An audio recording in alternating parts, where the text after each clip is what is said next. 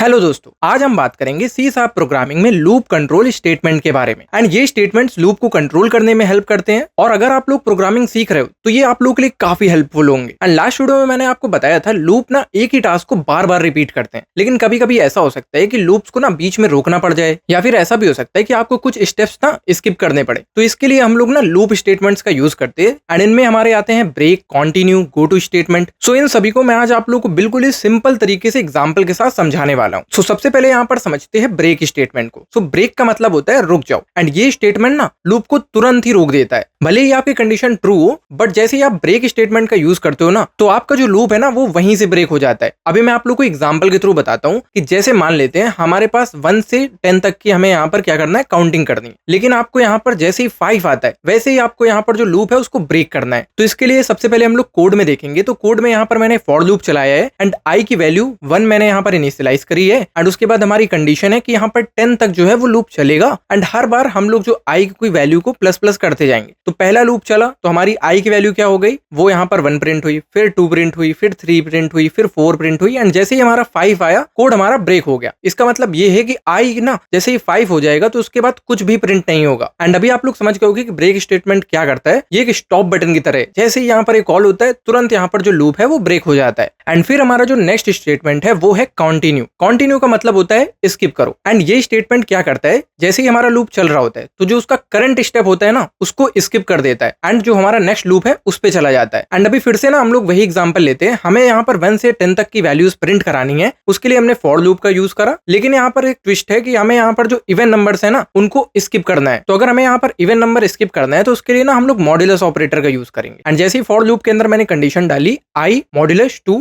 Equal to 0। And modulus जिन्हें नहीं पता वो मैं ऑलरेडी आप लोग को ऑपरेटर्स वाले वीडियो में बता चुका हूँ कि यहाँ पर जो मॉड्यूलस है ना वो यहाँ पर रिटर्न करता है रिमाइंडर को। एंड जब भी यहाँ पर किसी भी वैल्यू का रिमाइंडर जो है ना वो 0 आएगा वो यहाँ पर होगा इवन नंबर। जैसे कि मैं आप लोगों को बताऊं 2 को 2 से यहाँ पर हम लोग डिवाइड कर सकते हैं, 0 आएगा। एंड फिर यहाँ पर हम लोग 4 को 2 से डिवाइड करेंगे तब भी हमारा रिमाइंडर 0 आएगा। सो जो वैल्यू यहाँ पर 2 से डिवाइड हो जाती है वो इवन होती है। तो इसीलिए हमने यहाँ पर इस कंडीशन का यूज किया। एंड इस कंडीशन के अंदर हम लोगों ने डाल दिया कॉन्टिन्यू स्टेटमेंट। सो जैसे ही यहाँ पर लूप चलेगा एंड कोई भी वैल्यू ऐसी होगी जिसका रिमाइंडर 0 आएगा, तुरंत यहाँ पर वो जो है ना वो लूप स्किप हो जाएगा एंड फिर से यहाँ पर नेक्स्ट लूप चलने लगेगा। एंड जैसे एक एग्जांपल में भी देखते, जैसे ही हमने 1 वैल्यू ली, 1 रिमाइंडर 2 वो 0 नहीं हुआ तो यहाँ पर लूप चला एंड 1 प्रिंट हुआ। एंड जैसे ही 2 आया लूप स्किप हो गया तो इसलिए 2 प्रिंट नहीं हुआ। फिर 3 आया, उसका रिमाइंडर भी यहाँ पर 0 नहीं होगा इसलिए यहाँ पर फिर से यहाँ पर वो प्रिंट हो गया। एंड 4 आया एंड 4 से अगर हम लोग 2 को डिवाइड करेंगे तो 0 आएगा तो यहाँ पर फिर से वो प्रिंट नहीं हुआ। तो ये ऐसे इवन नंबर्स को छोड़ता जाएगा एंड ऑड नंबर्स को प्रिंट करता जाएगा। तो अभी आप समझ गए होंगे कि कॉन्टिन्यू का मतलब होता है स्किप कर देना, मतलब वो वाला जो लूप चल रहा है उसका वो पार्ट जो है वो स्किप हो जाएगा। बाकी नेक्स्ट जो स्टेटमेंट है वो है हमारा go to statement. And go to का मतलब होता है जंप करना। एंड ये स्टेटमेंट ना कोड को यहाँ पर दूसरे पार्ट में ले जाता है जहां पर एक नाम दिया गया होता है एंड जिसे हम लोग गो टू स्टेटमेंट के साथ यूज करते हैं। तो यहाँ पर थोड़ा सा ट्रिकी है एंड ज्यादातर हम लोग इसको यूज भी नहीं करते क्योंकि यहाँ पर इसको यूज करने से कोड थोड़ा कॉम्प्लेक्स होता है एंड समझने में भी डिफिकल्टीज आती है। बट इसको मैं आप लोग को एक सिंपल एग्जांपल के थ्रू बताता हूँ। जैसे कि यहाँ पर मैंने कोड लिखा है स्टार्ट मेथड के अंदर,